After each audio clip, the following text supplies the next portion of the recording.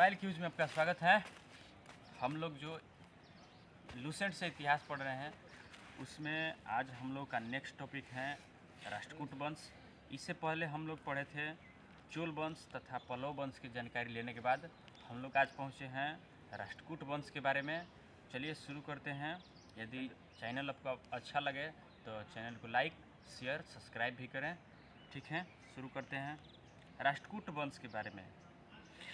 राष्ट्रकूट वंश के संस्थापक किसे कहा जाता है? दंतीदुर्ग को कहा जाता है, जो 752 ईस्वी में स्थापना किए थे। और इन्होंने अपनी राजधानी को कहाँ स्थापित किए थे? तो मान्यखेत में स्थापित किए थे। ठीक, मान्यखेत जो वर्तमान में मलखेड़ा के क्षेत्र कहा जाता है, जो सोलापुर के नज़दीक में पड़ता है। ठीक, चलो एक बाद हमने पहुँचने जा राष्ट्रकूट वंश के उतना सब शासक इम्पोर्टेंट ना रहन, ये चलते हमने कुछ महत्वपूर्ण शासक बढ़न उनके बारे में हमने पढ़ जाए। जैसे कि कुछ महत्वपूर्ण शासक रहन, जैसे कि कृष्ण प्रथम, ध्रुव, गोविंद तृतीय, अमोघ वर्ष, कृष्ण तृतीय, इंद्र तृतीय, ये सब का रहन। तो राष्ट्रकूट वंश के कुछ महत्वपूर्ण शासक रहन, राष्ट्रकूट वंश के कुछ महत्वपूर्ण शासक रहन। चलो तो एक बारे में तनिए से और हमने के जान लेवल जाओ। तो एलोरा के जो प्रसिद्ध कैलाश मंदिर बड़ुए, एलोरा में जो कैलाश मंदिर है उसकी स्थापना किनके द्वारा कराया गया था? कृष्ण प्रथम के द्वारा कराया गया था। एलोरा में जो कैलाश मंदिर है उसका स्थापना कृष्ण प्रथम के द्वारा कराया गया था। इसका एक शासक थे, राष्ट्रकूट वंश के शासक थे ध्रुव जो थे राष्ट्रकूट वंश के पहला शासक हुए, जिन्होंने कन्नौज पर अधिकार करने के लिए त्रिपक्षीय संघर्ष के रूप में एगो लड़ाई हो गया था। यानी कि त्रिपक्षीय युद्ध जौन भइल रहे वो कि राष्ट्रकूट के तरफ से के रहे तो राजा ध्रुव रहन, साथे साथे और के भाग रहे त्रिपक्षीय युद्ध में।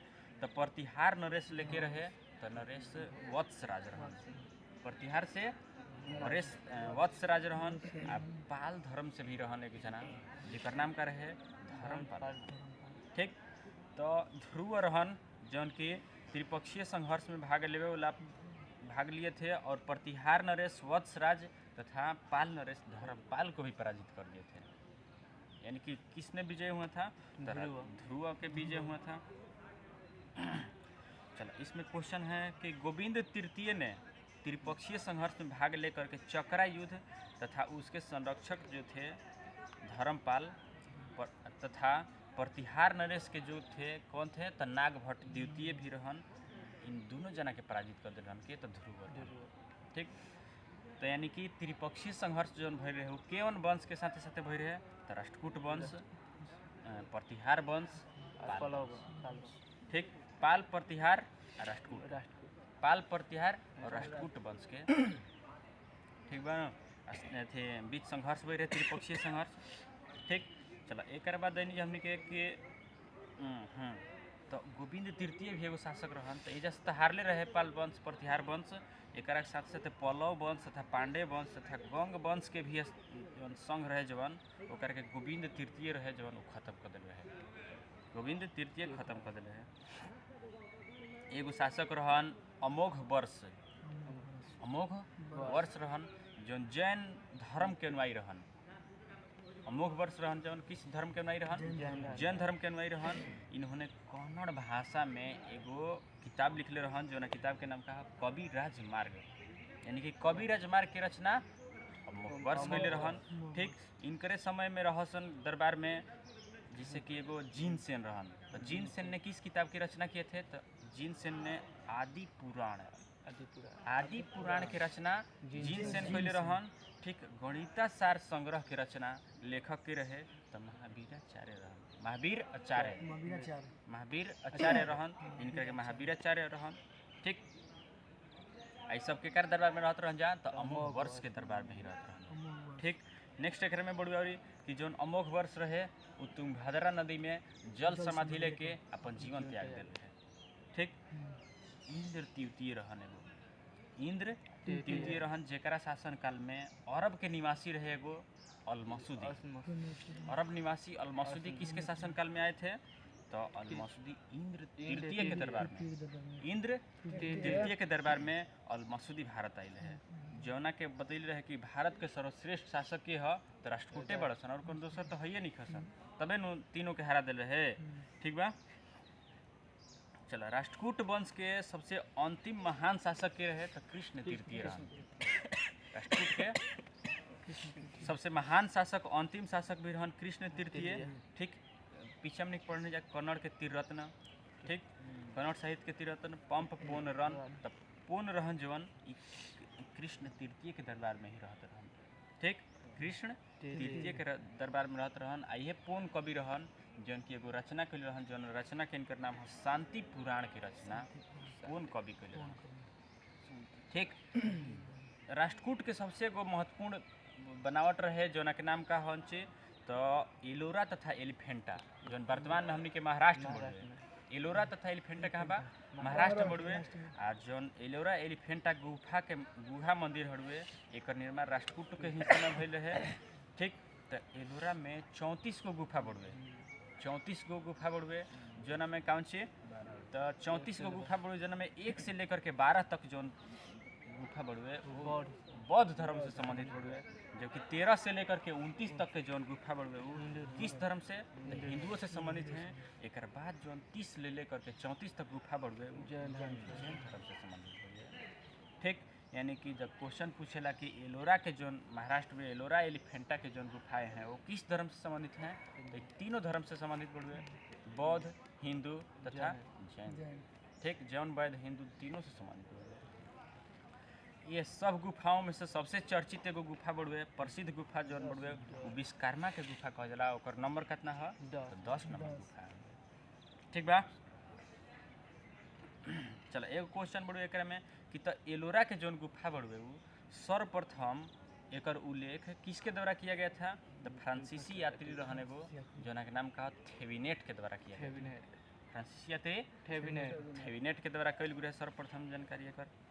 ठीक, और क्वेश्चन बड़े जैसे कि हो गई तब जौन ई राष्ट्रकूट वंश बड़न, राष्ट्रकूट वंश के कृष्ण तृतीय रहन। कृष्ण तृतीय के हरा के तैलप द्वितीय एगो अपन वंश के स्थापना कैलस, जौन वंश के नाम का है तो कल्याणी के चालुक्य वंश।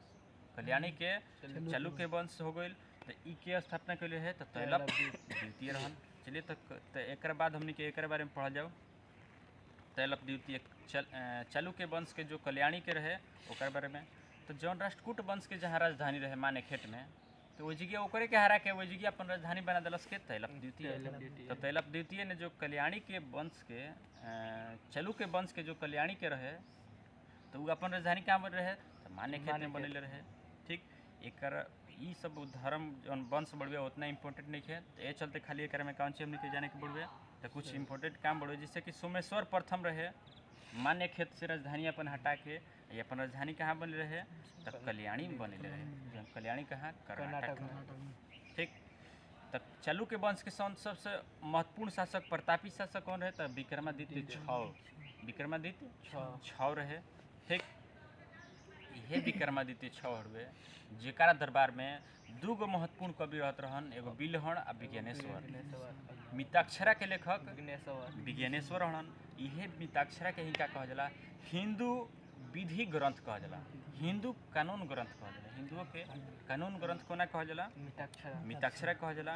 याज्ञवल्क्य स्मृति ग्रह कहल जाला एकर के। याज्ञ स्मृति में व्याख्या के कइल रहे तो ये मिताक्षरा के द्वारा कइल रहे। ठीक, एगो और किताब बड़ुए जना ग्रंथ के नाम का है विज्ञानेश्वर वाला हो गई। तो अब विज्ञानेश्वर के बाद बिल्हण, विक्रमोत्तर चरित्र के लेखक के है बिल्हण हरन। विक्रमोत्तर चरित्र के लेखक कौन है? बिल्हण हरन। आई विक्रमोत्तर देव चरित्र में केकरा बारे में चर्चा कइल गइल बड़ुए? विक्रमोत्तर देव चरित्र में कइल बड़ुए विक्रमादित्य षष्ठ के बारे में जानकारी देवल जाला। विक्रमादित्य छौ के बारे में जानकारी देवल जाला।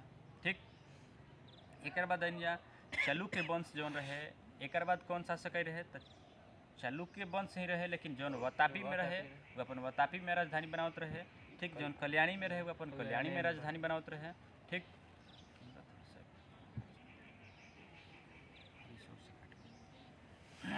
चालुक्य वंश रहे जौन वातापी के, एक स्थापना किसने किया था तो जय सिंह पहले रहे।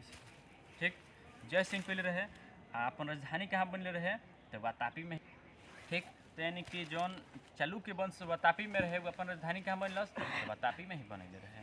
ठीक, एक बाद और कुछ बड़े एक में इम्पोर्टेंट कुछ शासक बड़न ओकर बारे में हमने पढ़ते हैं। तो सबसे इम्पोर्टेंट शासक पुलकेशिन द्वितीय और शासक रहन इम्पोर्टेंट, जैसे कि पुलकेशिन प्रथम भी रहन, कीर्तिवर्मन रहन, पुलकेशिन द्वितीय रहन, ठीक, विक्रमादित्य रहन, विनयादित्य रहन, विजयादित्य रहन। ये सब किस वंश के शासक थे तो वातापी के रहन जौन चालुक्य वंश ओकर शासक रहन। ठीक, जोना में सबसे प्रसिद्ध प्रतापी शासक कह दिए तो पुलकेशिन द्वितीय ही रहन। पुलकेशिन द्वितीय वातापी के चालुक्य वंश रहन। ठीक, वातापी के चालुक्य वंश के शासक रहन। ठीक, तो ये पुलकेशिन द्वितीय ही रहन जौन की सुवर्णी यज्ञ करवैले रहन तथा अग्नियोष्टम यज्ञ अपना समय में करवैले रहन। ठीक, आ जिनेन्द्र एगो जगह रहे, जिनेन्द्र के मोगुती मंदिर के निर्माण है, मोगुती मंदिर के निर्माण पुलकेशिन द्वितीय ही करवैले रहन। ठीक, एक बाद पुलकेशिन द्वितीय ने हर्षवर्धन के हरा के का के उपाधि धारण कर रहे तब परमेश्वरम के उपाधि धारण कर रहे। ठीक, आ दक्षिणा पथेश्वर के भी उपाधि धारण कर रहे। पुलकेशिन द्वितीय और हर्षवर्धन के बीच एगो युद्ध भइल है। ठीक, तो पुलकेशिन द्वितीय हर्षवर्धन के हरा दिल रहे, जना में का के उपाधि तो परमेश्वर तथा दक्षिणा पथेश्वर के भी उपाधि धारण कर रहे। ठीक, पल्लव वंश के शासक रहे जो नरसिंह वर्मन पुलकेशिन द्वितीय के हरा के ओकर के मार दिल रहे, वही गई हरा के हत्या भी कर दिल रहे। ठीक, आ जो नरसिंह वर्मन जब हरैलस तो उ का के उपाधि धारण कैलस तो ये वातापी के रहे नो, तो वातापी कुंड के उपाधि धारण कैलस नरसिंह वर्मन, वातापी कुंड के उपाधि धारण कैलस। चलो तो एक बाद यहाँ कि एहोल अभिलेख का संबंध किस शासक से पुलकेशिन द्वितीय से संबंध है। एहोल अभिलेख का किससे संबंधित है पुलकेशिन द्वितीय से, जो ना के लेखक के है एहोल अभिलेख के लेखक रवि कीर्ति रहन, रवि कीर्ति रहन। ठीक, वातापी के निर्माणकर्ता किसे कहा जाता है तो कीर्तिवर्मन, कीर्तिवर्मन के रहन। ठीक, अब एगो विनयादित्य रहन जौन के मालवा के जीतला के बाद में एगो उपाधि धारण कर रहन, जौन उपाधि के नाम का है सकलो उत्तरा पथ नाथ, सकलो उत्तरा पथ नाथ की उपाधि विनयादित्य धैल रहन। ठीक, एक बारे में आप बनी जाके विक्रमादित्य द्वितीय, विक्रमादित्य द्वितीय रहन। इनकर दूगो पत्नी रही सन, तो प्रथम पत्नी रहे जो के नाम है लोक महादेवी, लोक महादेवी रहे जो पटदल में विरूपाक्ष मंदिर का निर्माण, पटदल में विरूपाक्ष महादेव मंदिर का निर्माण कर रहे। जबकि दूसरी पत्नी रहे ओकर जना के नाम कहा त्रिलोकी देवी, त्रिलोकी देवी ने त्रिलोकेश्वर मंदिर के निर्माण कर रहे। ठीक, इस वंश के यानी कि वातापी के जौन चालुक्य वंश रहे ओकर अंतिम शासक के रहे तो अंतिम शासक रहन कीर्तिवर्मन द्वितीय रहन। ठीक, आई दंती दुर्ग हरा दिल रहे करके। एक बाद जा कि एहोल के ही एगो और नाम से जान जाला मंदिरों का शहर, मंदिरों का शहर के कहल जाला एहोल के कहल जाला। और कुछ जैसे चालुक्य वंश हो जैसे कि बेगी, बेगी जौन रहे ओकर चालुक्य वंश के स्थापना के लिए तो विष्णुवर्धन, विष्णुवर्धन रहन। अपन राजधानी आंध्र प्रदेश में जौन बेगी रहे वही कर दिल रहे स्थापना। ठीक, एक बाद ये सब कुछ शासक बड़न जो कि खाली नाम हमने के याद करे के बाद राजधानी के याद करे, जैसे कि यादव वंश के स्थापना किसने भीलभ पंचम के द्वारा कल रहे, पांचवा के द्वारा कल रहे भीलभ पंचम। हाँ, इसने अपनी राजधानी कहाँ बनाया था देवगिरी में बनाया था। ठीक, चलो वंश के प्रतापी शासक के रहे तो सिंहण रहन, जबकि अंतिम शासक कौन रहे तो रामचंद्र, रामचंद्र। ठीक, यही रामचंद्रवा के हरा के अलाउद्दीन खिलजी जौन रहे अलाउद्दीन के सेनापति के लिए मलिक कफूर हरा दिल रहे करके। एक बाद आई होयसल वंश, होयसल वंश की स्थापना किसने विष्णुवर्धन के द्वारा किया गया था। ठीक, होयसल वंश जौन रहे यादव वंश की एगो ब्रांच रहे, होयसल यादव वंश की एगो ब्रांच रहे। आ बेलूर में चेना केशव मंदिर के निर्माण विष्णुवर्धन नहीं कर रहे। ठीक, होयसल ने अपनी राजधानी को कहाँ बनाया था तो द्वार समुद्र में बनाया था। ठीक, एक बाद अलन कदम वंश, कदम वंश की स्थापना मयूर शर्मन के द्वारा, कदम के पेड़ कदम के भीड़ जिला पर शर्म लगेला तब मयूर शर्मन एक स्थापना कल। ठीक, राजधानी कहाँ बनवासी में, बनवासी। ठीक बा, गंग वंश आगवाइल तो गंग वंश के संस्थापक रहन ब्रजहंस प्रथम, ब्रजहंस पंचम, ब्रजहंस पंचम रहन, गंग वंश की स्थापना कल रहन। ठीक, राजधानी कहाँ बन रहे तो कोलार में बनल है, जो ना के कह जाते रहे पहले कुवलाल, कुवलाल के नाम से जाना जाता है। ठीक। एक बाद अल रहन एगो काकतीय वंश। काकतीय वंश के संस्थापक के रहे तो बीटा प्रथम रहन, ठीक, जो कि नलकोंडा और गठन के रहे, शहर के गठन के रहे, अपन राजधानी कहाँ में रहे तो अमरकुंड में स्थापित के रहे। काकतीय वंश के सबसे प्रमुख शासक के रहे तो गणपति रहन, ठीक। एक बाद हमने काल पढ़ल जाइए दक्ष सीमावर्ती कुछ राज्य बढ़न, जैसे कि पाल वंश, सेन वंश, कश्मीर के कुछ वंश बढ़न, चौहान वंश, गुर्जर प्रतिहार वंश, चंदेल वंश। एक बारे में हमने पढ़ल जाइए नेक्स्ट क्लास में हमने पढ़ल जाइए। यदि चैनल आपको अच्छा लगे तो लाइक शेयर और सब्सक्राइब करें। धन्यवाद, मिलते हैं नेक्स्ट क्लास में।